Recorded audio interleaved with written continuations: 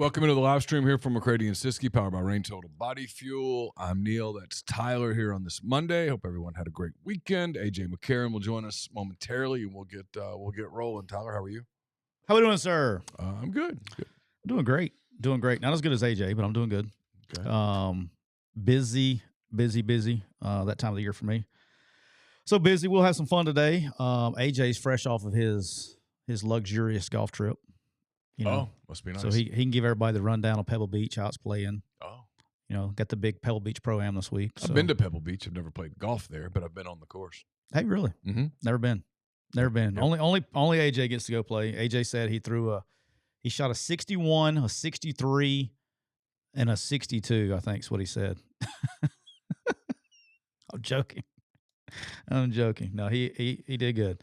No, it's been a fun weekend. There was some football yesterday. I don't know if you heard of some football yesterday, and there's some NFL stuff. And this is the time of the year we get to have fun and make fun of people. So I'm excited about today's show. I told everybody today is not the day. I was in one of those moods today. So I would like to go ahead and apologize for any rain rage that takes place over the next 45 minutes to an hour. So I'm going to apologize in advance. It's not my fault. It's not my fault. I'm blaming somebody else. Is that fair? That is fair. Okay. I'll blame somebody else. We're ready to roll. But no, it's been good. Let's rock and roll. Let's do this thing. Here we go. Let's crank her up.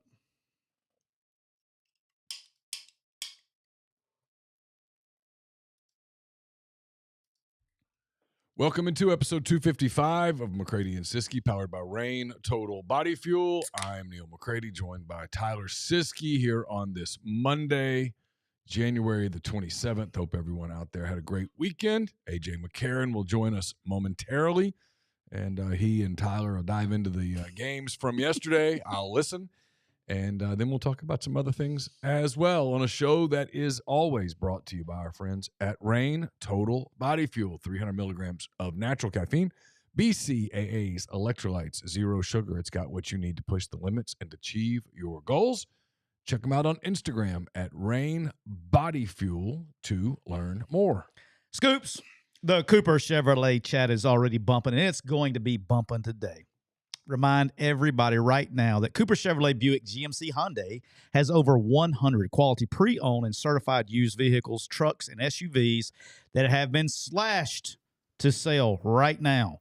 So make sure you give our good friends at Cooper Chevrolet a call at area code 256-236-4481. That's area code 256-236-4481. And tell them your two favorite ball-headed guests sent you. Scoops, and AJ knows this as well. We're also brought to you by our good friends at PTG Outdoors. Brendan and all the great people at PTG Outdoors. They are a Camus boats dealer. They have both fresh and saltwater boats. They sell and service Mercury outboards, and they do custom marine electronic installations with Garmin, Humminbird, and Low Ranch products. You can get all of your fishing needs and custom golf cart retrofits. It's golf season. You can get your golf cart retrofitted where they replace all of the batteries with a single lithium battery. Located right there in Grenada, Mississippi. Make sure you go to the online store at ptgoutdoors.com. That's ptgoutdoors.com. And get your favorite outdoors person something special for Valentine's Day. There's nothing better for Valentine's. Go get your wife some weights and some jigs, some crappy jigs. It's crappy season. Get your wife some crappy jigs for Valentine's Day from PTG Outdoors. Absolutely. They'll go over great. Life advice also. Also, we're brought to you by the brand new, our official RV dealer of the McCready and Siskey Show, County Line Campers, right there in Gulfport, Mississippi, located right there off I-10, exit 38, open 7 days a week. It's a new year, and now's the time for a new RV. Check out the selection of new and pre-loved motorhomes, fifth wheels, and travel trailers at County Line Campers in Gulfport, Mississippi. You can save up to 48% on remaining new 2024 models, including new RVs for under $199 a month. Do you need your camper serviced? Ask our friends at County Line Campers about the Happy Camper Club, and you can receive discounts on all your maintenance needs. Visit countylinecampers.com to see all of our deals, and for a limited time, receive a free backup camera with any RV purchase. When you think about camping, think about County Line Campers. And make sure you go follow them on all the socials. They're good people, Rob, and the good people down there at County Line Campers. AJ, how we doing, sir? Doing good. All right, that was that's a lot of. I did pretty good though. You did. I did pretty good. Handled it quite well. AJ, while everybody the rest of the world was working last week? How was the golf trip? Tell everybody about your golf trip. Great. It was awesome. Played just didn't putt well first day at Spanish Bay. Played really well at Spags second day and played extremely well at Pebble. So we finished third in the Vincia Sports Tournament, the Players Cup. Who on your team? It was me, Brandon Silvers, and then two of our buddies, John Petro and his brother Matthew. His dad's a big Alabama booster. Best friends with Coach. Course ready to go for this week. Ready to go. If they get weather like that, they'll shoot some low scores.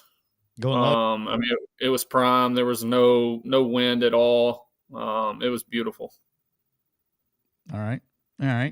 Well, welcome. We've missed you. You know, you've been gone a couple of weeks because you had to work on your golf game and go out there and you know, live that middle class lifestyle that you like to live down in.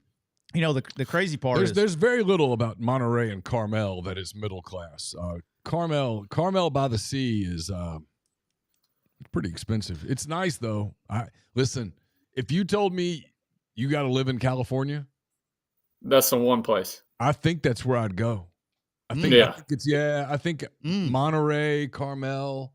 Never been. Because Pebble itself is gated to the public, and then you have neighborhoods inside of that gate that are gated. Like it literally is the only place in California that doesn't feel like California. Yes. Where is it in relation to everything? North Central. It's about, if you get on Highway 1 in San Francisco, it's an hour and 45 from San Fran. Yeah, right. If you get on 1, it's about 2 hours south of San Francisco. It's probably a little further than that to Los Angeles. Yeah, I'm backwards then. For whatever reason, I always thought it was down by San Diego in my head. No, it's so it's North Carolina. Okay, it's north-ish. It's on 1. It's right on the ocean. It's beautiful. I mean, it's gorgeous. I don't know if you've ever done the drive on 1. If you leave San Francisco, he did drive on hole 1. That's probably as far as he drove down 1. If you're in San Francisco and you drive to Monterey, Carmel, that stuff. Once you get to I think it's called Pacifica, you get onto 1, and it's absolutely gorgeous. I mean, it is just an absolutely beautiful drive. You can stop. They got all sorts of places you can stop, and you can look at the ocean and all the. It's I mean, no joke. It's breathtaking in some spots. It's gorgeous. Yeah, it really is. We were, being in real estate. Now we were driving through like on the 17-mile drive of Pebble itself, and like just even in there, smaller homes tucked up in the woods inside of those big pine trees.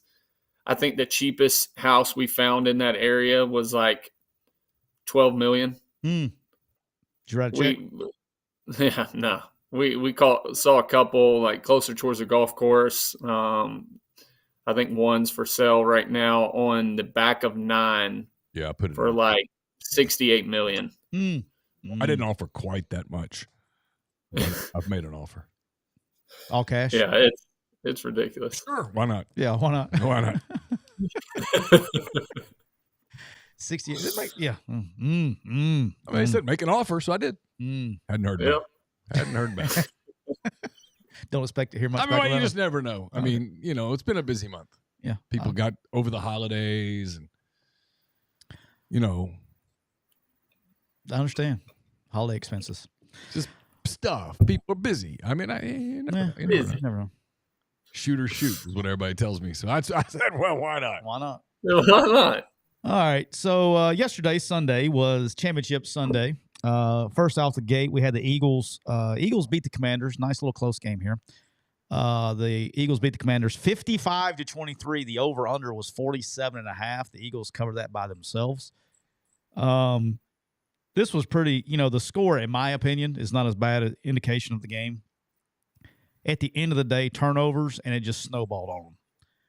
Turnovers, and it snowballed on them. And they had no answer after that. But I actually thought Washington played okay. If you just took the turnover, just inopportune turnovers too, and turnovers turned into points. And it just got snowballed on them. And then by the time it got snowballed, it's almost like I would say when it got to about 50, when it got 2 scores, they kind of started shutting it down a little. They kind of gave into it a little bit. But that game should have been a better game, I guess is my point. It kind of sucks that it ended that way. I thought they had a good plan offensively. Washington did. I thought they executed it, but then again, when you turn the ball over, was it 4 times? They didn't turn it over 4 times. Is that what the final number was? I know 3. Yeah, I think it was 4. Yeah, but it was 4. Kickoff returns. They Eckler fumbled. That's what killed them. Yeah, and they got snowballed. At the end of the day, it was just Philly gets the second half kick, gets 2 for 1s, and just they got snowballed in a game. So the score shouldn't have been that bad. But look, the thing that was surprising, but Washington goes on a 10-minute drive to start the game, and they end up kicking a field goal. Philly gets the ball like first play. Saquon scores. I was like, ugh. I thought they were going to be able to use that to their advantage a little bit and kind of wear them down, but they didn't. They hung in for a while, but there's not really a whole lot of for a game that was 55-23. There's really a whole lot of critique that you can do besides don't turn the damn ball over. It's pretty simple, in my opinion. When you fumble kickoff returns and stuff, you're asking for trouble on the road against. Yeah, they had the momentum. Even after Philly scored right there, I felt like Washington still had a ton of the momentum. Then you come out and you fumble the kickoff, give it right back to them. Then they go in, score right there. Then they get the ball to open up the second half. Just too many mistakes. And listen, you turn the ball over in the league, it's a guaranteed. I think they held. A couple of years ago, it was like 3.5 points per turnover, is what it equates to. So, you can't turn the ball over 4 times. It's just a recipe for disaster. The one thing that really pissed me off about the refs and this stupid ass rule, I don't know what else they're supposed to do. And Jalen's going on a dummy count, but they're doing the tush push at the goal line, and because they're jumping off sides, they're saying they can award them. They gave him a freaking warning, and then they tell him, "Hey, one more, and we're awarding a touchdown." That's got to be the stupidest fucking rule in history of football. What are we talking about? I've never heard of anybody going on a dummy count on the goal line. That's a recipe for disaster for the offense. Yeah, that was new to me. I've never in my life seen that. That kind of blew my mind. If the ball is inside the 5, the percentage that the offense is going on to is like 0.0000 nothing. And then on the flip side, if they're coming out and the ball no diddy, if they're coming out and the ball's like at the -2, the chances of them going on 2 are about 99.99999% of the time. So I don't know. I didn't get that either, but yeah, it made no sense. But my thing is, if you're Washington's defense, and if I'm Dan Quinn, I'm losing my absolute mind on the refs. What in the hell do you want us to do? They're on the inch line. The D line and O line's heads were touching, literally, touching. They're already offsides. Who gives a shit? How can you just all of a sudden award them? Hell, they're trying to make a play. They're playing for the fucking NFC Championship. What else do you want them to do? The other thing on the tush push, if they wanted to control some of that too, because they talk about every year that they're going to outlaw it. They're not, but at the end of the day, they're not consistent. If they want to be dickheads about alignment, which they tried to be this year about tackles being offside, tackles being too far back, They need to be dicks about the offensive line is offsides. Yeah. The offensive line on the tush push, their helmets are cracking the plane of the ball. So they need to call that shit too. And so they just need to be consistent with it. But they're not consistent with anything when they do there. And that's one of the reasons the spots became a very popular topic yesterday. But the whole touchdown thing, though, AJ, is like that they put that rule is not in there for that. The rule is in there for like end of the game, trying to get penalties to stop the clock. And I've heard people basically the fake injury part is they'll go ahead, they'll make it a personal foul. I've heard that. I've never heard of the touchdown thing, but I've heard the personal foul. If they'll warn you if you're getting off sides or doing shit like that on purpose multiple times. But I mean, I can understand something like that, but they're on the fucking 1 inch line for the NFC Championship game. Like, what are we doing? And he's going on a dummy count, or he's going on 2, like whatever they were doing. But he obviously was doing some sort of dummy count to start. Like, what do you want them to do? That makes no sense to me. I mean, it's just it screws the defense 100%. And I mean, hell, me being an offensive guy, that's still just I don't know how you play defense in that shit. I don't even know if they were even snapping the ball. I don't even know if they were even snapping the ball one time. I think they were just straight. The one time where Jalen just backed straight up. Yeah, I think they just said, just to be assholes about it, said, hey, we're just going to go on a dummy until they jump. That's pretty much what they said. They were trying to get the touchdown awarded. I guarantee you. That would have been a nice little discussion today in sports media. Just give somebody a touchdown for a penalty. It was the first time I'd ever even heard that. I didn't even know that it existed. I didn't either.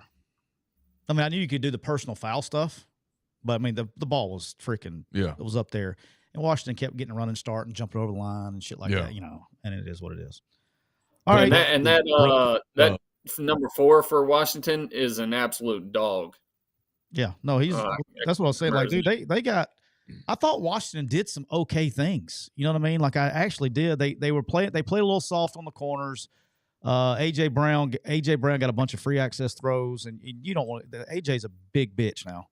You don't want to give him don't give him room to get started. He's a big dude, and they were giving a lot of they were running. They moved the protection point, running some sprint out smashes. They got to 14-12 second quarter, right? I mean, they're in the game a couple times. Yeah. They went for 2 twice and didn't get it both times. Like they had chances to. It was a close game for a long time until it wasn't. Right. Yeah.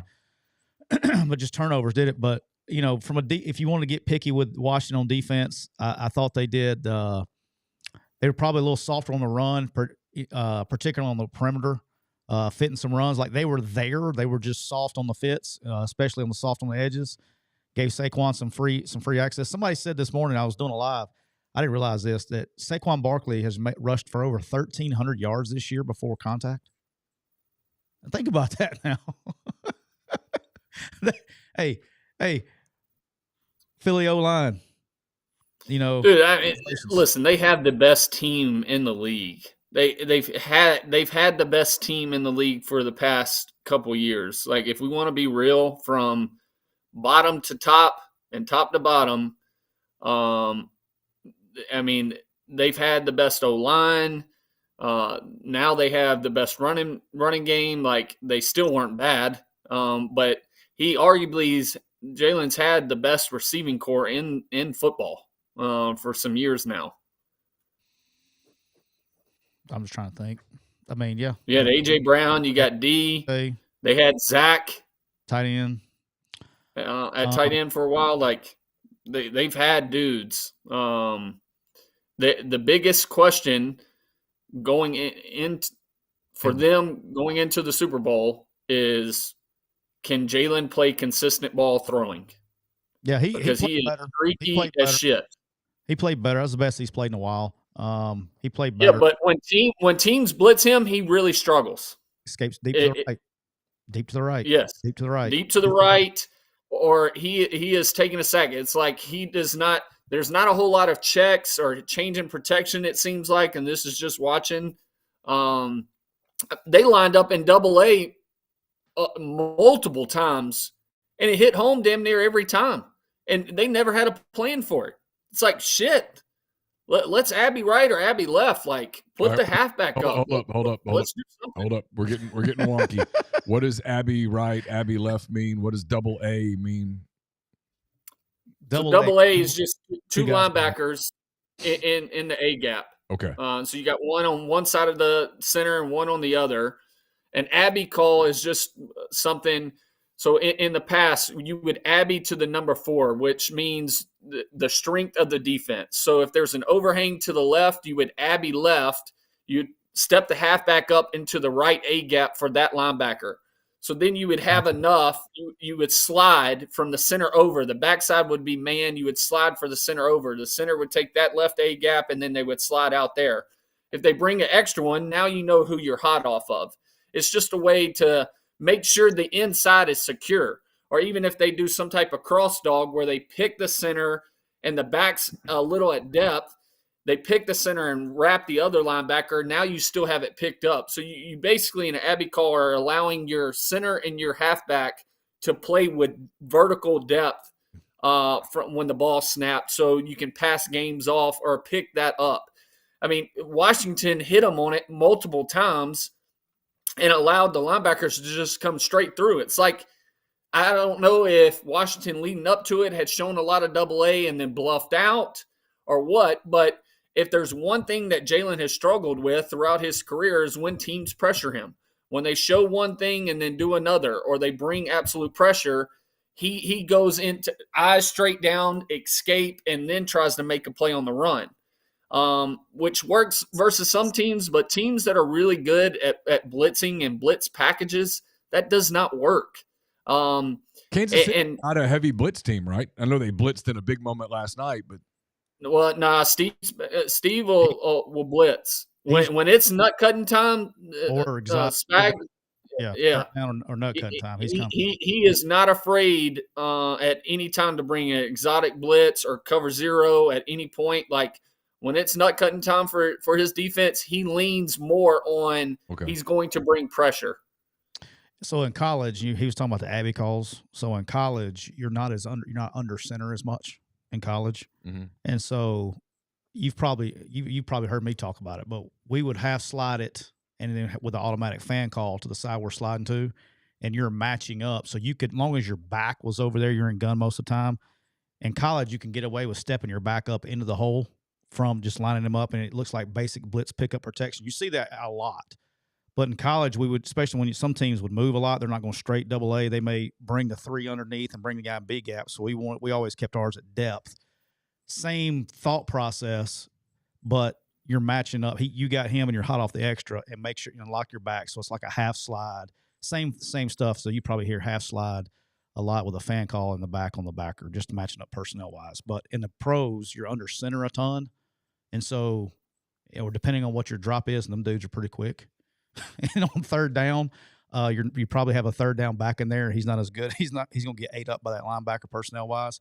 So if you're mismatched, your running back cannot stone the freaking linebacker. You're going to walk him up in the gap, so there's not a running start, and you can make it a less of a collision. Does that make sense? Like if a bigger guy gets a running start on a little guy, he's going to blow him up. Yeah. If you close the distance, a lot of times you can firm up the protection that way. So by bringing pressure, and the reason, Scoots, when you talked about Spags, the reason I think Spags will bring a ton of pressure in the Super Bowl is because it allows your D-line to have more one-on-one matchups. So if they can get Jones, who's the other really good white defense end that had a ton of sacks, 56, right? Laurinaitis. Yeah. But it allows your D-line to now have one-on-one matchups. And if your D-line is better, which I would take Jones and that kid and that dude more than anybody else, like I would love to have them in one-on-one matchups and go get the quarterback. And it allows, especially if you have a weaker secondary, it allows them to, play a little more at ease, and they don't have to worry about being perfect, because a lot of times the pressure is going to get, and then quarterback will make bad decisions and everything. But I think Spags will definitely put pressure on their offense. All right, before we switch to the second game, I want to ask you if you've had Wendy's Nugs dipped in sauce. Spicy. Have you had them covered in sauce? Well, Wendy's new saucy nugs take the crispy, spicy nugs you love and turn them up to 11. Choose between flavors like buffalo, honey barbecue, garlic parm, or if you're a real heat seeker, try spicy ghost pepper. Only on Wendy's signature spicy nugs. Spicy. I dare you. That's 7 delicious ways to try the nugs you already love. Pick a flavor, grab some extra napkins, and prepare to nug like you have never nugged before. It's a whole new way to nug. It's got to be Wendy's at participating U.S. Wendy's. Prize Picks is the best place to get real money, sports action with more than 10 million members and billions of dollars in awarded winnings. Prize Picks has made daily fantasy sports accessible to all. You just pick more or less on at least 2 players for a shot to win up to 100 times your cash. Run your game all season long on Prize Picks. The big game is almost here. It's now or never. Don't miss out on the last football game of the season. With Prize Picks, the best place to win cash while watching the big game. Prize Picks is also giving away a free pick for the big game, where one of the starting quarterbacks will only need to throw 1 yard to win. If you're correct on at least one more stat projection, you can win real cash. Check out the promos tab to tail any of their super sweat millie winners big game lineups. If you tail a lineup that goes 3 for 3, you can win a split of $1 million in promo funds. So download the app today. Use the code MPW to get $50 instantly after you play your first $5 lineup. Again, use the code MPW to get $50 instantly after you play your first $5 lineup. Prize Picks, run your game. You know what, AJ? What up? Next time that they can't get home on the blitz, do you know what they should do? Probably get a Garmin. They should hop in a Kia from Kia of Meridian. It'll get them there in time. It'll get them there at home on time. It's a new year, AJ. They should make a new resolution they can really keep. Like, I'm going to get home on this blitz. They should actually make one that they can keep. And that's hop into a Kia of Meridian today. Start the year off right. Get interest rates as low as 0% on select models and up to $7,500 Ain't nobody off. blocking the damn Kia Telluride. I'll tell you that. Once it gets started in the A gap, nobody's taking that on. Brother, there ain't no slide protection, no half slide, no backer and A gap. Nobody's picking that shit up. You can go, Abby. It's gonna be. Ain't gonna help you. It's gonna get your ass running right through. Abby's like not shit gonna to a help horn. anything right there. But you can get up to $7,500 off on and select rebates on select vehicles. It's the perfect time to drive a new Kia and save big. Come see us today at Kia Meridian. These deals won't last long, so start your year off right in a new Kia. Give them a call. Give Trav and the guys a call down at, and the ladies, to call at Kia Meridian at area code 601-483-6444. That's 601-483-6444. And here's the deal. If you do get home on a blitz, and you do hop in a brand new Kia, go spin the wheel and win awesome prizes, a PS5, an Xbox, a TV, and more there at Kia of Meridian. Scoops were also brought to you by the brand new official RV dealer of McCready and Siskey, County Line Campers, located right there off I-10, exit 38 in Gulfport, Mississippi. Save up to 48% on remaining new 2024 models, including new RVs for under $199 a month. Do you need your camper service? Ask them about our Happy Camper Club and receive discounts on all of your maintenance needs. Visit CountyLineCampers.com. That's right. Visit CountyLineCampers.com and see all the deals, and for a limited time, receive that free backup camera with any purchase. When you think about camping, think about County Line Campers, and make sure you go follow County Line Campers and all the social media accounts on Facebook, TikTok, and YouTube, and get a view of what they got going today. All right, second game there, AJ. Chiefs and Bills was a really good game. Really good game. I thought it was played. I thought there was some missed opportunities, both sides. I thought Josh came out was probably a little too aggressive, wasn't taking care of the ball enough. It didn't really hurt him, but he put the ball in danger a few times. But for me, the two big ones for me, or three big plays for me, was at the going in on the next to last drive on third and whatever it was. I thought it was a very generous spot for the Chiefs to make it 1. I've seen worse spots get called a first down to begin with, and that created the old 4th down controversy on their tush push, or whatever the hell they call it. So you're saying the 3rd down play was I thought 3rd down play was close to a first down. I thought it was a very generous spot. Maybe it wasn't a first down. I will promise you this: it was closer than what he spotted it.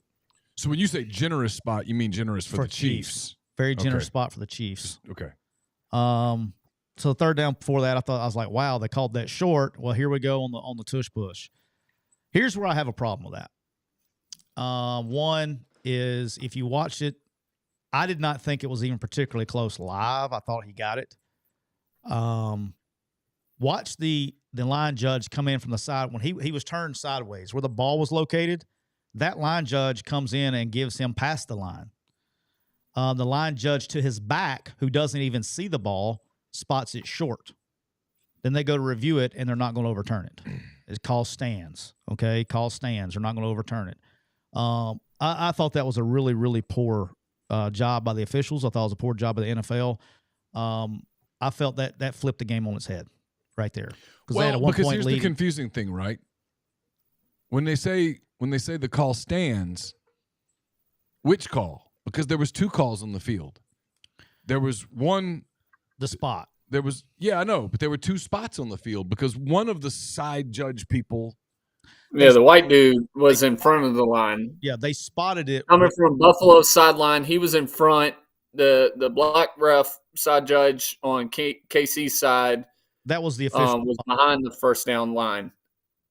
He came and they in, went off his spot. They'll come in, and then one of them will say, "I got it," and will take over the official spot. When they were coming in on different sides of the line. I know, that's what I'm saying. And they took the one coming in from the Kansas City sideline, who he never saw the ball. That's the what ball was. That makes no sense. I guess that's my point. So when they say the call stands, I'm like, well, not really, because the official who had the best view of where the ball was, they technically never gave him credit for the spot. They should have given him credit for the spot to begin with because he saw the ball. That's where I'm with you. That's where the mistake was McDermott out of challenges? Because that would have been a time to throw that flag. Well, it went into review anyways. He didn't have to burn his challenge. Oh, they reviewed it. Yeah. Well, that's the thing. But the ball ended up on the left side, and so they went with the left side judge more than the right side judge, which is usually normal. Yeah, I mean, I get it. But it's such a bad. Like, it was very obvious that he got to the line. That's where he had to get to. And yeah, I thought it was a first down. Should have been a first down. They've got a 1 point lead. They're going to be in field goal range at least with a 1 point lead. You know, it changed the whole damn game. Yeah. So that sucked. I'm transparent. I was pulling for the Bills, but that stunk. And then, but they drive down. Obviously, you knew right then that shit was over with. The very next play, they throw one out, and it was a correct call. Very next play is a 15-yard penalty on face mask for shit. They already got the ball in one play. They're past. I mean, they're going to win the game. They're going to score. I did think that the Chiefs had a really good game plan with Patrick Mahomes on early downs. You know, he's been killing people for all these years with his feet on third down, and he hadn't been running it as much lately. So they took advantage. They didn't want not allowed to touch him, right? But he didn't. He took off and hurt him with his feet early downs, and they ran some RPO stuff, gave him options that Buffalo had no plan for, and I thought they pulled that stuff out at appropriate times, and they did a really good job with that. And then did you see the Kevin Hart skit on Mahomes yesterday? Did you see this, AJ? No. Kevin Hart was explaining how you could properly sack Mahomes without getting a penalty. Oh, Lord. And so what you had to do was each of the 2 defenders, one had to pick him up by the shoulders, and the other had to get his feet, lay him down carefully on a pillow. You had to put a blanket on him. You had to read him a story and pat his back softly. And that's how you properly sack Patrick Mahomes. It was actually really funny. I rarely laugh at pregame show stuff, but it was great. It was fantastic. I missed the pregame stuff, but I got to go back and watch that. And the last thing, and we'll talk about, I'm sure this is because this kind of fits up with the Spags stuff. Then they get the ball back. They have to go down and score a touchdown to tie it. They have 4th and 5. All right, they have 4th and 5. They went nasty split to the boundary, and Spags brought the heat. Which I absolutely hate. Which part? Terrible. Splits? Well, one versus a guy in Spags that heats you up when it's nut cutting time. No. Why are we in close splits? It's impossible. So here's the other thing. It's impossible to see who's coming out of close splits. I'm going to try to find out this all season when all this stuff settles down. I bet you that call right there was a BTF call, blitz the formation call. He did not make that call. Oh, I know something on this play. I've seen some stuff on this play. All right, hang on just a second. Yeah, but I think I know what happened. So he was when he makes the blitz call, he may have called corner fire or whatever it was. He may have called that, but with a nasty split, the 5 technique went upfield. He came in B gap, and you're not going to tell your corner to come in B gap on a blitz from normal split. So I think but he checked to it. Did you see the corner? No, that's what I'm saying. Then they blitzed the formation. Then they blitzed the formation. He looked at everybody. I think it was off of a close split. Yeah, they went to a 2 invert coverage. So they were what we used to call 2 invert, whatever, super midfield missile coverage is what Freeze calls it. But the bringing the extra guy and rolling 2 invert away from him. They were trying to get the Mike to be the deep half player. The safety came down to be the flat player. The Mike was trying to go over the top to be the deep half player. But that's also why Kincaid was wide ass open if he ever got the ball off. They didn't have. You ain't covering shit, so you better get home in that coverage. But listen, who's the receiver? Who was the kid that goes in motion on that play? What's his name? Oh, I don't know who it was. Shakur. So they've been running some variation of that play all year for the last year and a half. I watched this breakdown on it today. It was really interesting. And so they bring him in motion like he's going to go all the way across. He hits the brakes and then goes back kind of where he came from, right? Well, every time they've run that play, it's been against man. And they get the defender, goes with him in motion. It's a national championship play. It's what Ohio State scored on. Gets caught in the trash trying to get back, and they end up throwing it back to Shakur, and he's so fast that he gets the yard to gain or the touchdown or whatever. Well, if you notice on that play, and I wasn't watching, but I saw the follow-up. Yeah, they were in zone because they were rolling too. They were in zone, and Shakur ended up being open, but because he got such pressure from his right side, he just didn't have time to turn his body and get it over there. Had he been able to get it over there, they might have still been able to get the yard to gain. The right guard overslid it. They brought the corner in B gap, so he had 2 in B gap unblocked. So he had 2 in his face, and when he tried to escape right, well, the tackles blocked it. I mean, he ran into a blocked defender. So I'll be honest with you, it's a freaking modern miracle he got that off to begin with. Like, I would say 3 guys. I mean, Lamar Jackson, maybe him, and maybe somebody else could get that play off. I mean, he had 2 unblocked defenders in his face. Plus, when he tried to escape, went into where they were racing up the field. But yeah, he would have been open back to the boundary because in 2 invert, which is the coverage running, they're going to be extremely soft to the field on that. So I don't know. I just didn't like the call by Brady. I thought Joe should have had something to where, all right, we're expecting man, treat it like 3rd and short. Because they had a mesh concept going on in that, and then it was like Kincaid was on a deep over part of it, but they were trying to take 6, who was basically lined up as a Mike. They were trying to get 6 to be the overtop 2 invert half field player, and he had his back turned and was hauling ass, and that's why Kincaid was wide ass open on the over. Yeah, I'm fine with, all right, we're thinking it's man. I know that's what he was thinking because of his play call running some type of mesh concept. But thinking it's man, but also having an answer in that, and maybe his answer was throw it to Shakur out there on the bubble real quick. But it seemed like they didn't have an answer for the pressure side of things. And so especially what scared me, I'm with you. What's weird for me is that they had no answer to the boundary with nub split. Like If you're playing, that's where I'm I'm more confused about the formation than I'm okay with the play call. But if you're going to give yourself a nasty split, by God, you better you can hide a lot of shit in nasty splits defensively. And so you better make sure you're protected. And they had one guy trying to block 3 dudes. Yeah, I mean, because the corner was lined up. I hate tight splits. I tell all my OCs this. Like, when there's a time of, possible pressure, do not put me in a tight split. And there's certain D coordinators. Greg Williams. I never wanted to be in a tight split versus Greg Williams. You can't see where his shit's coming from. It's impossible to see. And versus Spags, I would not want to be in a tight split, tight formation at all in that scenario. Like, spread everybody out, make them cover the field. Let me be able to for sure see where this shit's coming from.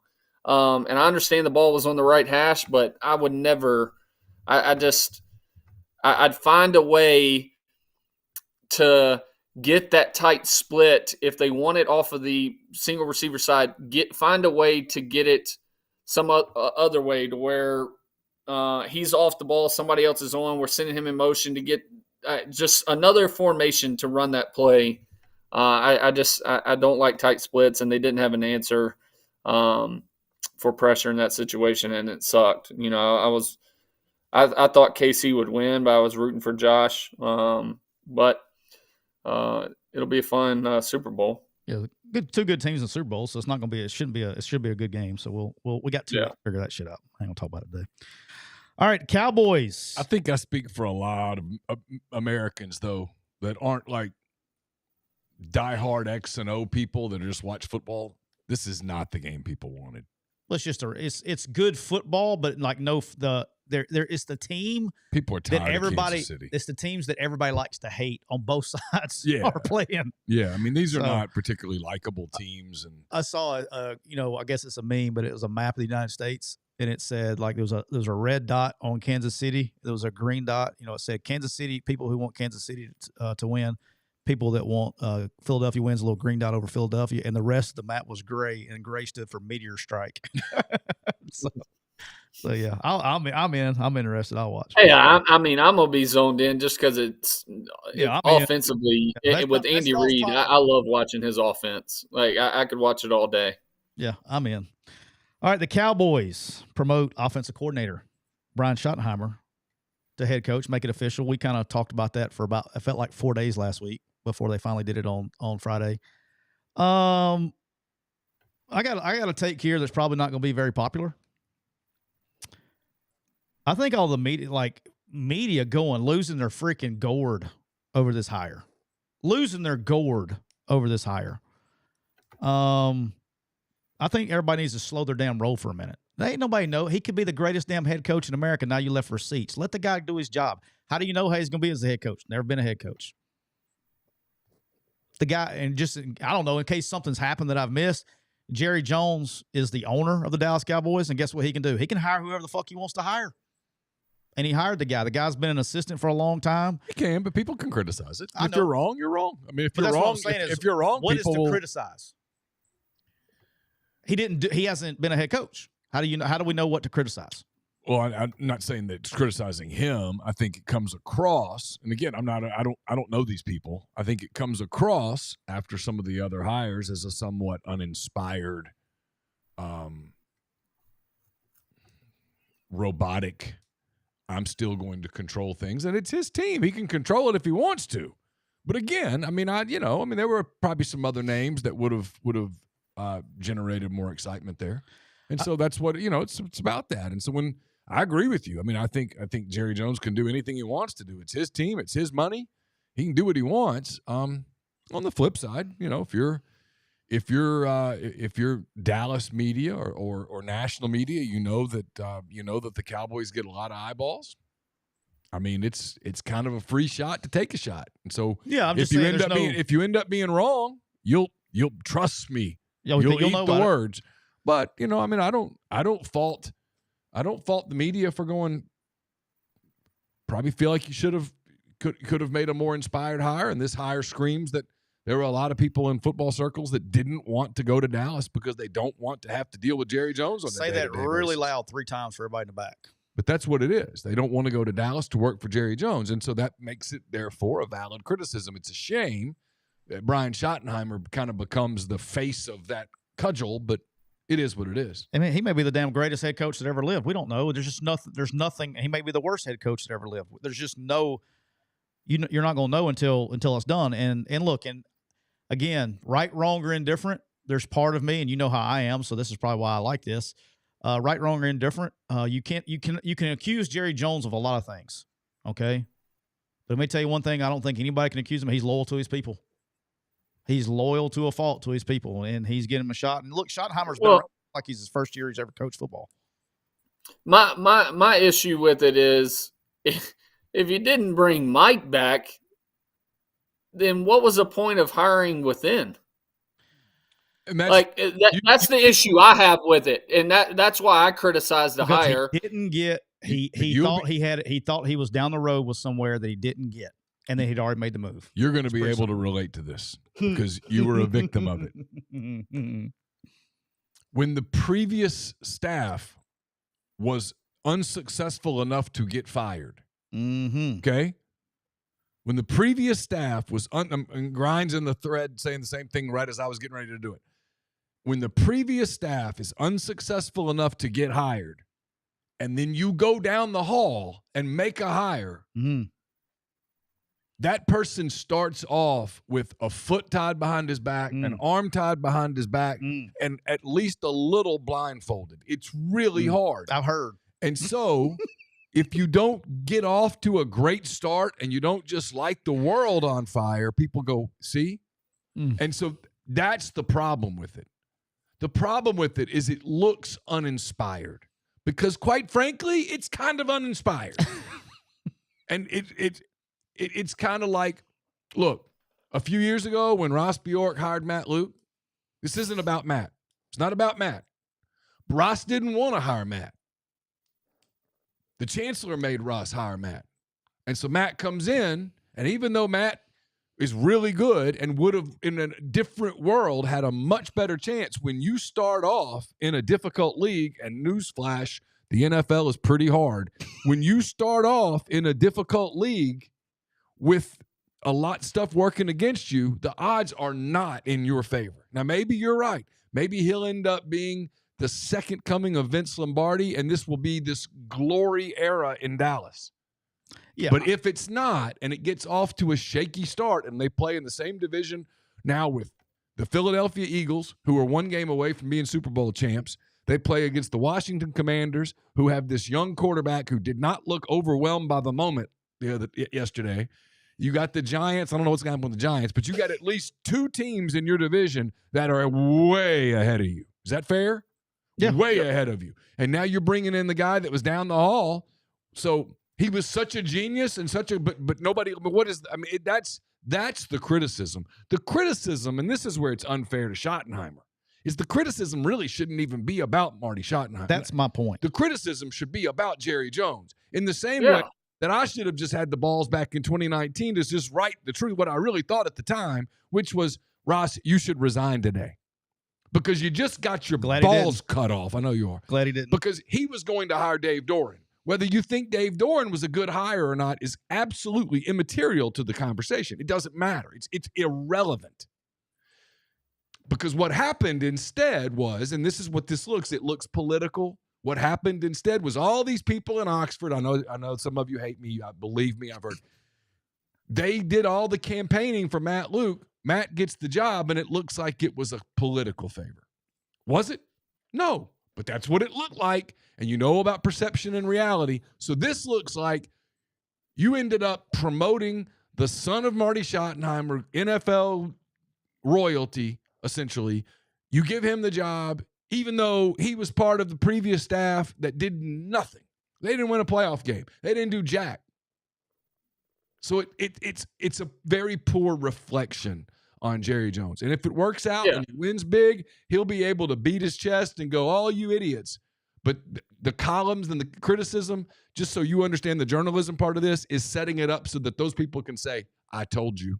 Mm-hmm. Yeah, I don't market. understand if you don't renew Mike, then why make that hire? And it's nothing against Shotty. It's just there's so many other people. Hell, the number one guy on my list would have been Ben Johnson in Detroit. I mean, I He's think probably that dude's on a lot of people's list. yeah. I mean, that dude's an absolute stud. And I mean, you can't tell me that for as long as Chicago's been a dumpster fire, that I mean, if you go after him to get him to really come down to Dallas, I mean, hell, I think they're in a tougher division up there to be successful. I mean, the way things look right now. So the thing is, with the head coaches, and when you're a hot head coach name, okay, what do they all want? Say in. If you're going, if the draft, they want personnel. Yeah. So personnel, that's why when they hired Mike, how were they able to get Mike McCarthy in the jump? He was available because he was fired from the Packers. Okay. Yeah. It's like this is not a new problem in Dallas. This has been going on for many coaching hires now. And so when you're aging, okay, and Dak this is all about continuity and all that stuff. This was a Dak. They're going to run the same shit. That's what I'm saying. This was a Dak terminology is going to be the same. There ain't shit going to change. They got the money invested in Dak and CeeDee Lamb, and they went and pushed because they want to play in the same system. Because who's been successful? Is Dak Prescott more thought of in that system than he would be in any other system? Yeah, because he knows it. Is CeeDee Lamb got anything to bitch about? He's become a superstar in that system. So when your top two superstars that's how he runs his organization.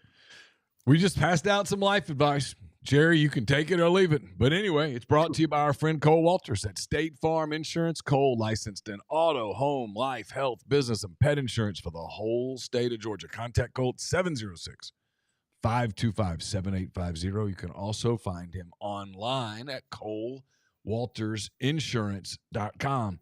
The other thing that we just passed out a little bit was, hey, sometimes maybe instead of going down the hall, go to a therapist. Go talk to somebody. So now, a word from our sponsor, BetterHelp. It can be tough to train your brain to stay in problem-solving mode when faced with a challenge in life. I mean, look at Jerry. He's trying to solve a problem. Got a challenge. Team's not winning. Everybody's criticizing. When you learn how to find your own solutions, there's no better feeling. A therapist, Jerry, can help you become a better problem solver, making it easier to accomplish your goals, no matter how big or small. In Jerry's case, it's a big goal, win the Super Bowl. So if you're thinking of giving therapy a try, BetterHelp is a great option. It's convenient, it's accessible, it's affordable, it's entirely online. You get matched with a therapist after filling out a brief survey, and you can switch therapists anytime. When you want to be a better problem solver, therapy can get you there. Visit BetterHelp.com/MPW today to get 10% off your first month. That's BetterHelp, HELP.com/MPW. And listen, if that doesn't work, I suggest Parish Brewing Company, located in the heart of Cajun country right there in Broussard, Louisiana. Their simple goal is to make awesome craft brewed beer. They do it. You can ask me. Yesterday, I was out smoking some wings. Wings. That's WINGS. TikTok. I opened one beer, Ghost in the Machine. That led to another beer. And then I kind of forgot Kansas City and Buffalo were playing, if you just want to know the truth. I just kind of forgot. And it was okay. It's okay. It's okay because you guys filled me in on what happened. I had Ghost in the Machine. You can get Dr. Juice. You can get Envy. It's an America Pale Ale. Believe it or not, spring is coming. Some of the wheat beers, Cane Break, that'll be out there. If you like beer, you'll love Parish Brewing Company. Try any of their products wherever you shop for beer, at your grocery store, your bar, your restaurant, whatever the case may be. Parish Brewing Company, you won't regret it. Let me know before you read the other one so I can turn off TikTok. No, we're going to use code words. Oh, we're going to use code words? Remember we did that last time. AJ will love AJ hasn't heard that one yet. You want to go ahead and knock it out? Yeah, let's go ahead and knock it out. All right, here we go. AJ, lock in. What is it? Lock in. Just listen. Can I say the name of the company? I don't even know. What's the name of it again? Easy. No, probably not. Okay, we're brought to you by Easy. There you go. Let me help you here. Easy is a vitamin-infused AJ? sparkling water. It's a guilt-free alcohol alternative. It's a natural way to relax and unwind. It's all natural, made with real fruit, no added sugar. It's low-calorie. It's gluten-free.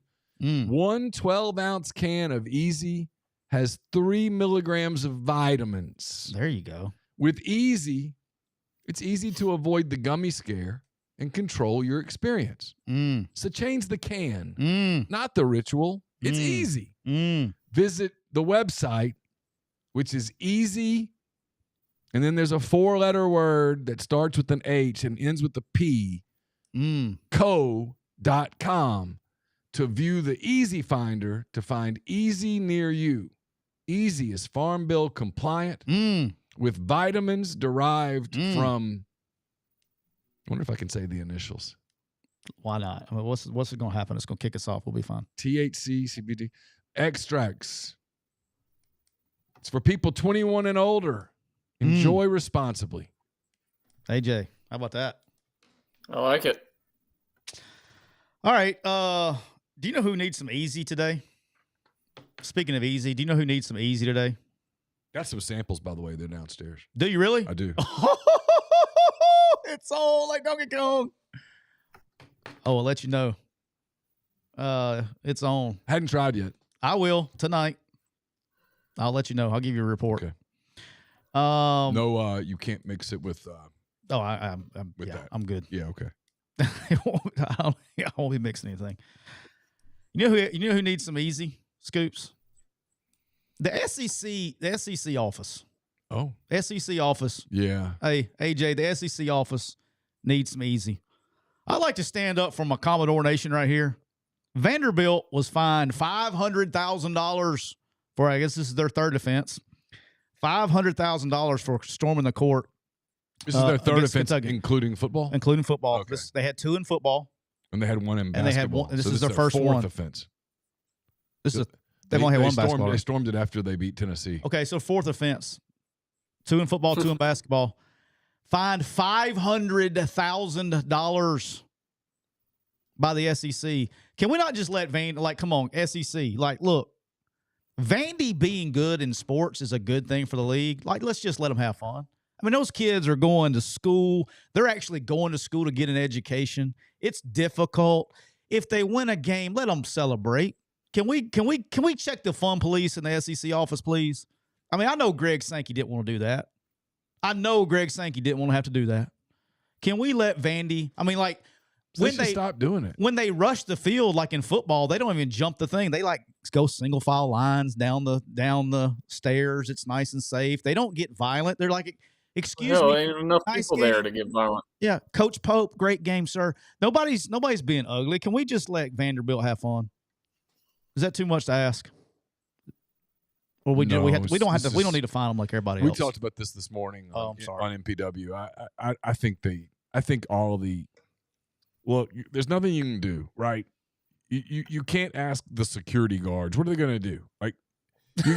You got security guards. I'm not making fun of them, but I mean, they're there. You got them ringed around the court. But what are they supposed to do? Punch somebody? Are they supposed to what are they supposed to do? And so when you got, they all start coming. You got to go tase them. Yeah, literally. I mean, what are we doing? Yeah, it's bad. And you're gonna go find the school half. Where does that money go? By the way, where does the fine go? Does it go to the big party where they have a big party in Destin, and everybody's like, "Hey." I know everybody says it goes to the team, but I don't know if that's true or not. I don't know. I know this is all silly. All right. Other basketball news here. South Carolina's women's basketball team. Do you see this, AJ? Mm-hmm. South Carolina's women's basketball team. Listen, this ain't being rude. Did you get struck? No. Okay, good. No. Did I say something? No. Oh. I would be dead before you ever catch a women's basketball game going on in the McCarron house. All right. Same. Didn't watch it either. I ain't watching that shit. But I am going to watch tonight, and I'll tell you what. South Carolina's they had a DJ playing at the game who played Cut Friends by Camouflage after they beat LSU. The DJ has been suspended for one game because Flaw J. Johnson, who is LSU, well, a really good basketball player at LSU, her dad passed away in 2003, and that's it. And her dad was camouflage, and so they trolled, which is very classless. I mean, it really is legit bullshit. They had to issue an apology. The guy doesn't work. He did it on his own. Nobody instructed him to do that, but he trolled the opposing team's players because by playing her dad's song that passed away. I thought that was very classless. He got suspended for one game, but the athletic department had to issue an apology.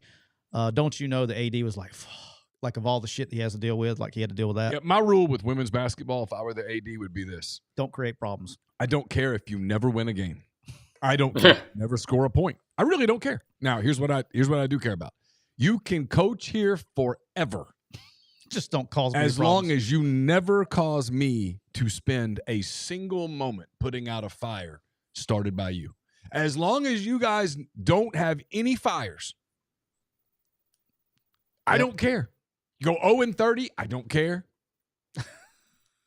Don't score, lose by an average of 89.7 points a game, I don't care. You know why? Because nobody cares. The number of programs in the country that truly care about women's basketball is like 3. Yeah. And so let it go. It's a waste of money. You just lose a ton of money. The only people that go to, and I grew up in Ruston, Louisiana at the time when the Louisiana Tech was super good at women's basketball, and everybody above the age of 80 went to every game. And that was great. They all would go in there. You needed 7 hours to clear the place out, but they'd go, and it was a great time was had by all. All right. Don't even get me started. I'm the same way. All right. I will say sorry. this. Hang on. I got one more. Real. I will be watching for about 5 minutes tonight. Tennessee is hosting South Carolina. Why will I be watching? We're going to give a shout. This is how we do things here. We're going to give a shout out to Tennessee women's basketball coach Kim Caldwell. She gets a shout out today. I'm talking about, how about this? She is coaching tonight's game 7 days after giving childbirth. That's tough. Last Monday. Hey, Kim Caldwell, shout out to Kim Caldwell. That is hardcore shit right there. I mean, I'm talking about, I bet she doesn't eat pineapple on her pizza. I bet she doesn't do boneless chicken wings. I bet she eats her corn off the fucking cob, and I bet she doesn't call her seltzer's beer. I feel sorry for her husband. That's what I'm talking about. I feel sorry for her husband because tonight there's nobody he can text and go, what do I do? Brother. What's he going to do? So brother. she's going to be in the under 12 TV timeout looking at her phone going, oh, damn it. I told you the diapers are in the second drawer. I bet she doesn't. Put the ointment on it. I bet she doesn't. No, not that ointment. All right. Can you imagine when they go on a road trip? He's going to be like, oh, God, these are going to be the 2 longest days of my life because there's nothing scarier. Yeah, and Brent says she was back at practice on Friday. There's nothing scary. Well, let's go, Kim. Let's go, Kim. Remember when did y'all ever have that? You had infant duty for the first time when it was your infant? I was scared and you were shitless. by yourself? Terrifying. Yeah. Absolutely terrifying. That's why you have the grandparents there. The first one, you think you're going to break them. The second one, you kind of get around. By the time you have 3 of them, you're throwing them up, doing cartwheels. You're good the third time. They're not going to break. All right. Yeah, but that first time, you scared to death. You're terrified. Scared to death. And I think this is her first child, right? I don't know that. Okay. I didn't do that much research. I just thought it was pretty badass that she's coaching the game tonight. I was like, hell yeah, we gotta give her a shout out. All right. The husband, according to our chat, he coaches for the men's team. Oh no shit. Oh wow, that baby's on its own, brother. Good luck. Leave it. Some formula and some figure it out. Change itself. Like it. All right. There's probably not a lot of people are going to touch this. Because we're very in general. Yeah, hold on a second. They're both basketball coaches. Mm-hmm. Now, were they basketball coaches when this baby was conceived? Because this wasn't very good timing on their part. I mean, this was not well planned out, brother. Sometimes hey, look, I understand. You know as well as I do. Sometimes you go to practice. And you go, it's thud tempo. We're just going thud today. And there's always that asshole that takes them to the ground. I know. There's always that asshole. Hey, we're not touching the quarterback today. Does everybody understand that? Nobody touches the quarterback. The quarterback's back there, and all of a sudden, some asshole comes and hits the quarterback. I mean, it happens sometimes. So when you have a baby in January, and you're both basketball coaches, I mean, you got to be thinking, hey, what are we This was not well executed. Yeah, it is what it is. This was that's like a full court press, and it didn't do anything. No. You just gave up a layup. A lot of people won't talk about this today because they don't want to touch it, but I figured since we talked about it the first time, Florida coach Todd Golden has been cleared in the Title IX investigation by Florida after a 4-month investigation. It reported out in November at the beginning of the season. I guess it was November, May, right before basketball season. It was reported he was the inside of a Title IX investigation. There was no evidence found, and the University of Florida has ended their their investigation. And I quote, after a thorough investigation that included dozens of interviews over the past months, the University of Florida has found no evidence that Todd Golden violated Title IX. The Title IX office has closed its investigation. They were quick to report them, but not quick to exonerate them. No. So I don't even know what the hell. What is all that on, brother? So he's supposed the allegation, which was what does he coach? He's the men's basketball coach. Okay, they're like 5th ranked in the country. They're good. He's good. He's got a good team. The allegation that was made in a newspaper in Florida was that he essentially, allegedly, had stalked females on campus and would like send pictures and videos, text and pictures and videos,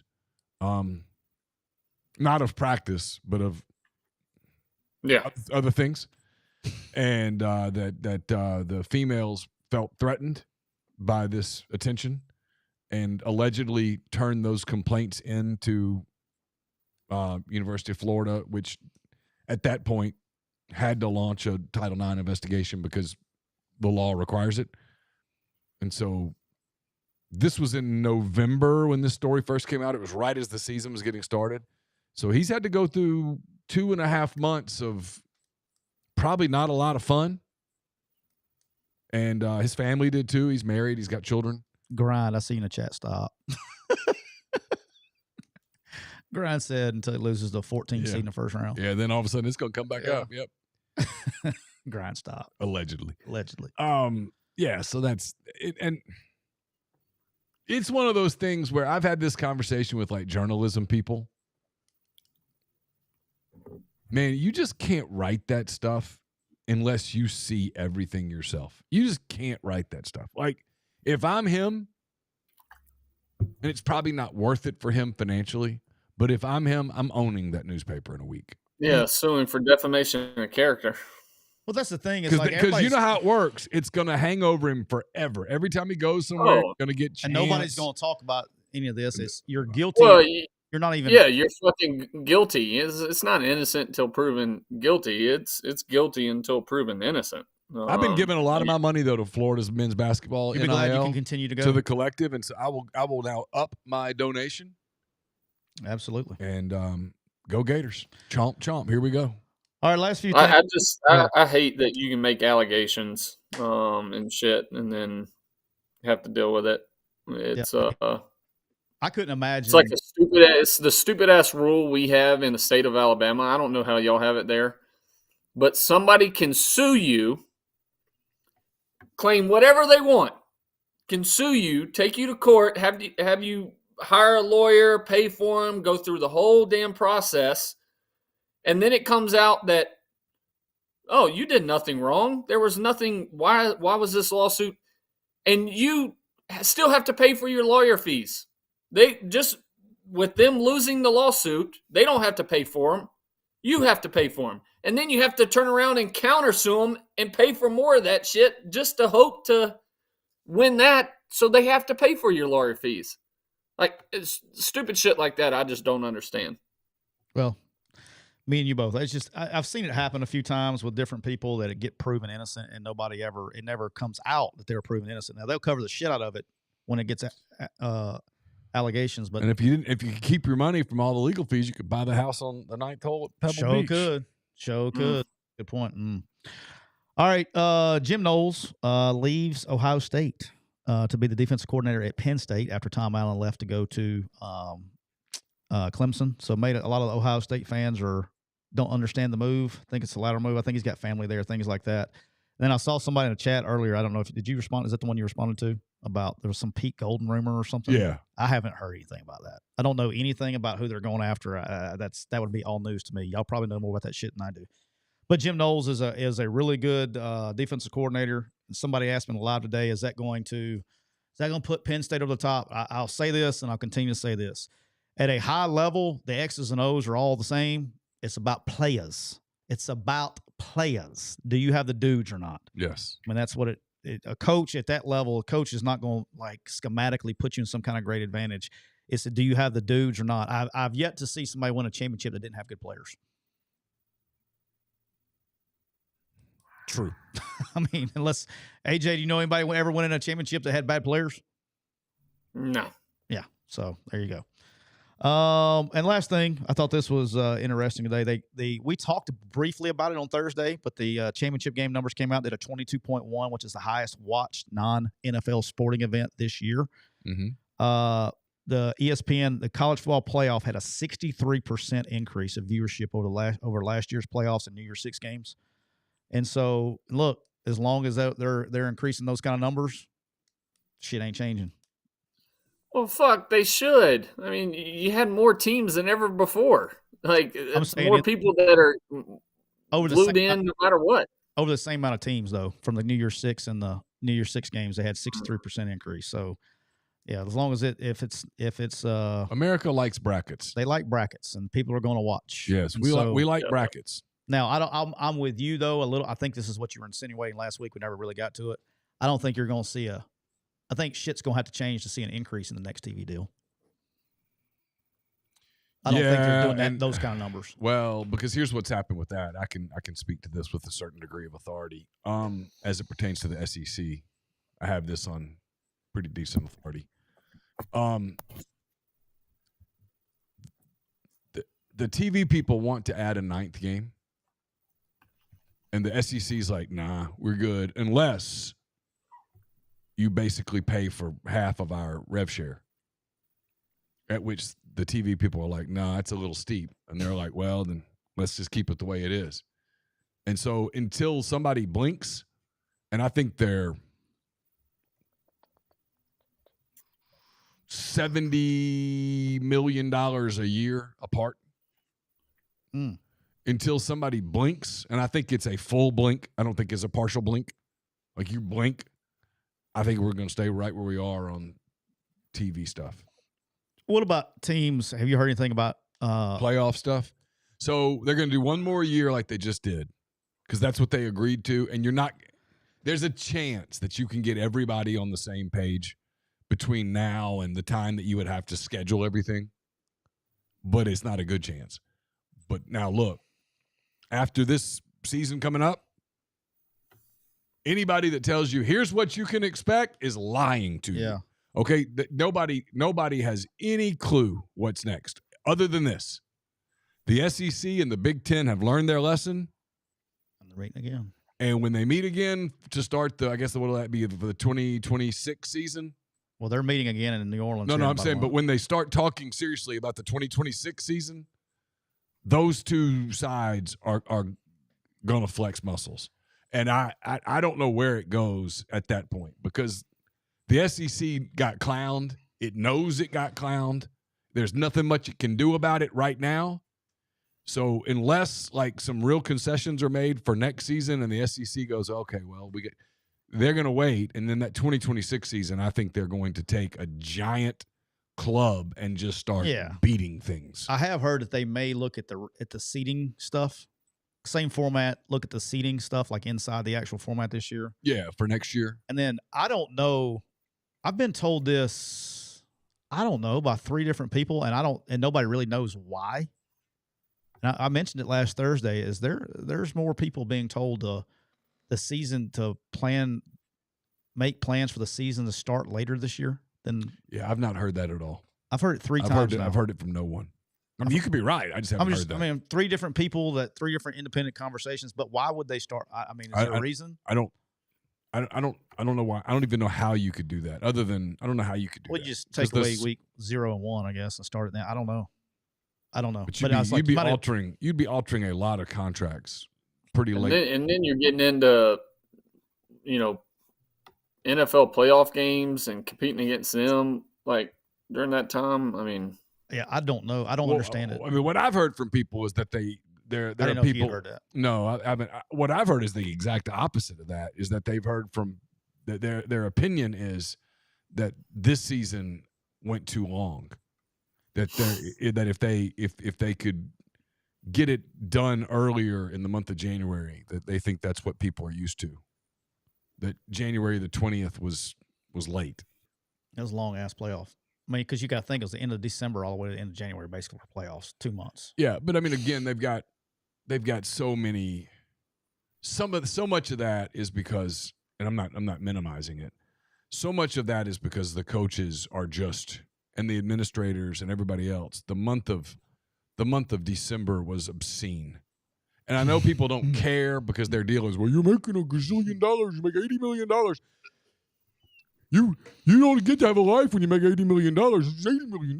Everybody's no. I mean, it's the whole program. Can you do that one more time? $80 million. I mean, if I made $80 million, I'd dress naked in a blizzard and work 24/7. I mean, that's people do that stuff, and it's like, okay, but it's December. Most of these people have families, and there's like the Christmas thing, Santa Claus, and there's stuff. And in the middle of this, you're like, okay, let's get ready for a bowl game. We got conference championships the first weekend of December. We got a signing day now. That's that first Wednesday or whatever of December. We've got to get ready for bowl games. Theoretically, these people have to take exams and stuff. I get it. You've got all sorts of stuff, and now it's like, okay, oh yeah, and the portal's going to start, and you get the portal forever. I mean, like, there's still people in the portal right now, like from other schools. Like, so Yeah. The portal started December the 8th. It's January the 27th. It's kind of too big of a window, but It never closes. I mean, they're just you're at, and then you're like, oh, and by the way, if you are good enough to play for the national title, you're going to be active playing football until the third week of January. Yeah, but you still got the portal, and your guys can leave, and classes. It's too much. They've got to figure out a way, according to them, not me. I'm not in it. Whatever, do whatever you want to do. They've got to figure out a way to tidy up December and January. It's like if you walked into someone's house, December and January looks like if you go up into their bonus room and they've got like 4 kids under the age of 6 and every toy's just everywhere. It's a total disaster. You don't even know where to start. It looks like that. And so they got to figure out a way to tidy that up. So like put some toys up, put some things away, straighten it a little bit where somebody can actually run a vacuum cleaner in there for a minute. So I got a question. Just because I've been seeing it all over the place, and listen, there's nobody else I'd rather ask than you two. What is going on with the Wisconsin kid? What is that whole situation? All right, so I know a little bit more about this one now. So this is going to be while you were gone last week. We had a segment. Which storyline do you least look forward to talking about between now and the beginning of the season? And our boy, this one was the one that Scoops is like, he's going to go over there and start clipping his toenails or some shit every time we have to talk about it. So the kid. Well, you can give me just a quick rundown. I haven't heard anything. It was under a 2-year deal. Okay. A rev share deal. He went to go. Okay, hold on. But rev share hasn't started. 2-year deal moving forward. Okay. 2-year deal moving forward. Inside rev share. He had signed the contract. Contract had been signed. With the collective or with the school? With the school. Okay. Effective. That he gets a part of the rev share moving forward? What's that? That he gets a part of the rev share money moving forward? Long story short, he signed a contract with the school. Okay. He went to go he went to go ask to go in the portal. Okay, it's not really First of all, this is not a Wisconsin thing. This is a Big Ten thing. The Big Ten says no. You got a signed contract. You cannot go in the portal because you have a signed contract. He said, "Hold my beer and watch this." He's going to Miami. He's at Miami, and it's going to be in litigation. And like Scoops and I talked about, it's going to set precedent one way or the other. It's going to set precedent. Either A, it gives the school zero power of contracts and anything like that. It's just still a free for all. Or B, if it holds up and he's ineligible and he can't play, then it's going to give the school some power in these contracts. So one way or the other. I can't even believe I'm furthering this discussion. You're okay. Who would be the entity that would deem him ineligible to play? I don't know. I don't have an answer for you. I just know I've heard it from all sides now. That's it. Because that feels like the episode of The Office where Michael Scott declared bankruptcy. Yeah, and then he came out and said, "I declare bankruptcy." Yeah, and then there was like a deal where that doesn't do anything. The paperwork wasn't filled out right and all that stuff, and something wasn't right, and then it got outside the windows. There's a lot there.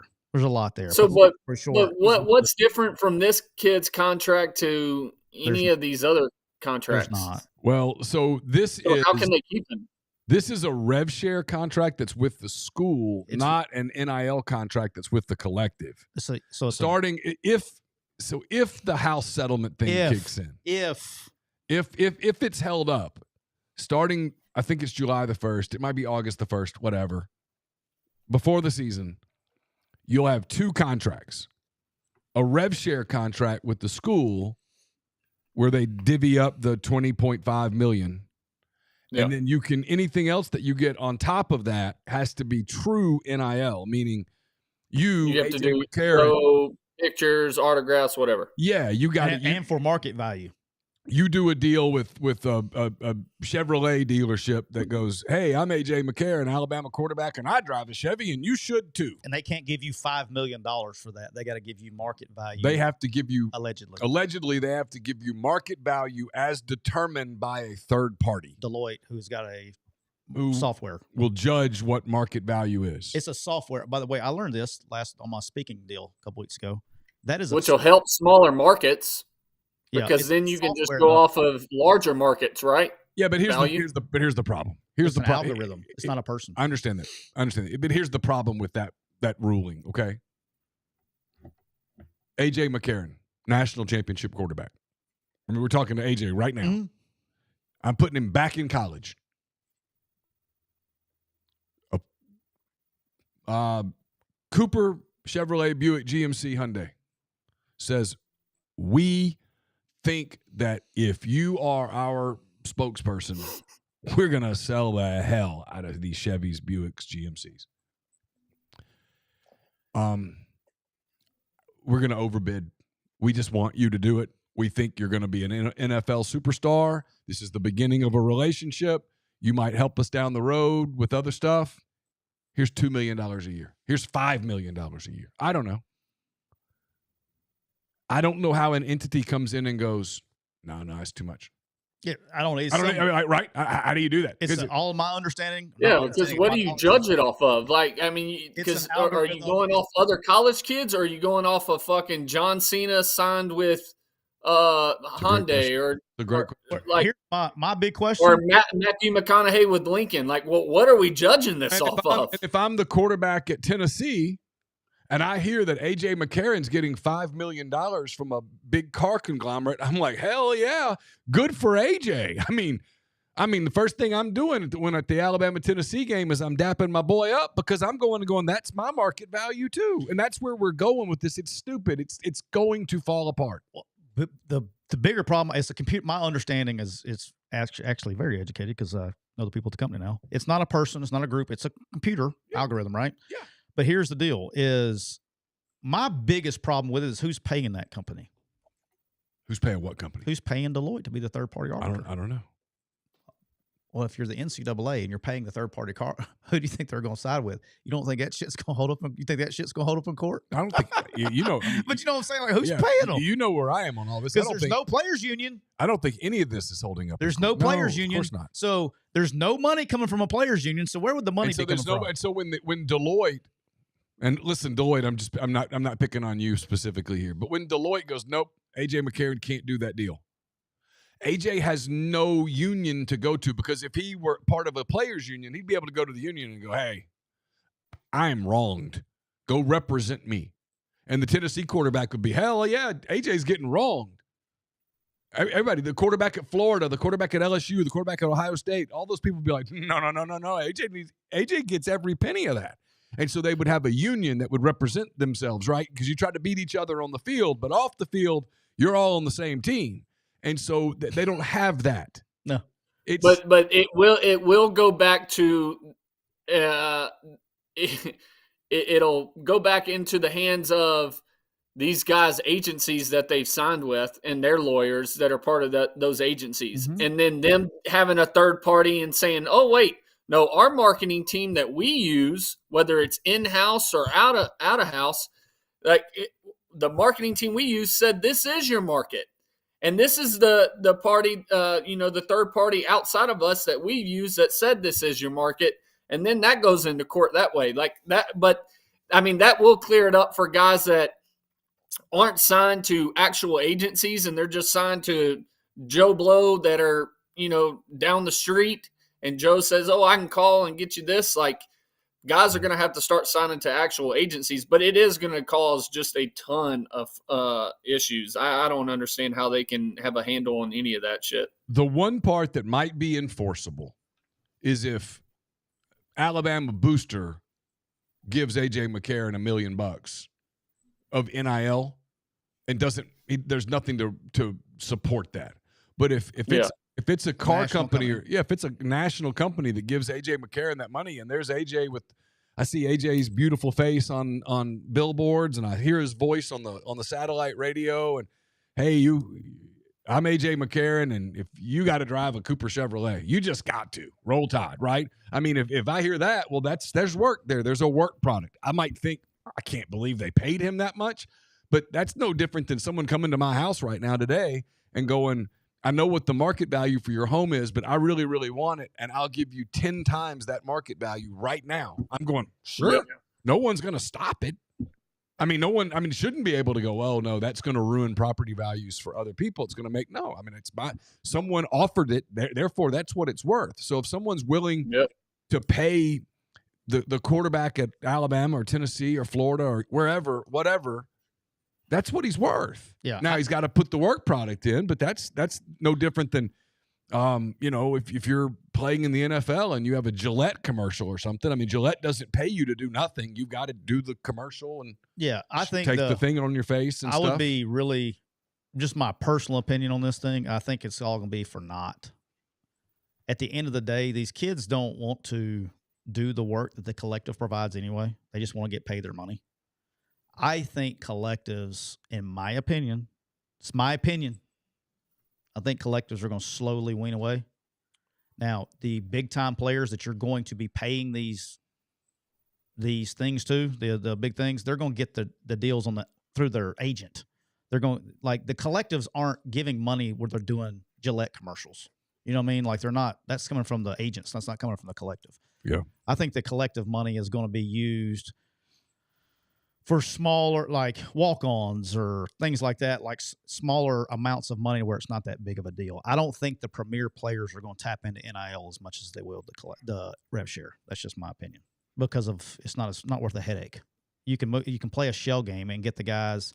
If you can get your offensive line to go down to Billy Bob's Barbecue, and nobody's going to bitch about that. It's going to be the star players. So I guess that's my opinion on that. That's all I got for you today, Holmes. All right. Well. Oh, before we go, AJ, you got it. When you were out there playing golf and you couldn't find your ball and you needed a location out there to the high weeds, particularly on the left side of the fairway, and you could cut out there and you just double crossed yourself and you hit way, way left. You know what you could have used? You could have used a Garmin from PTG Outdoors. From cycling to running watches to tax indoor cycling, Garmin brings innovation to your fitness journey.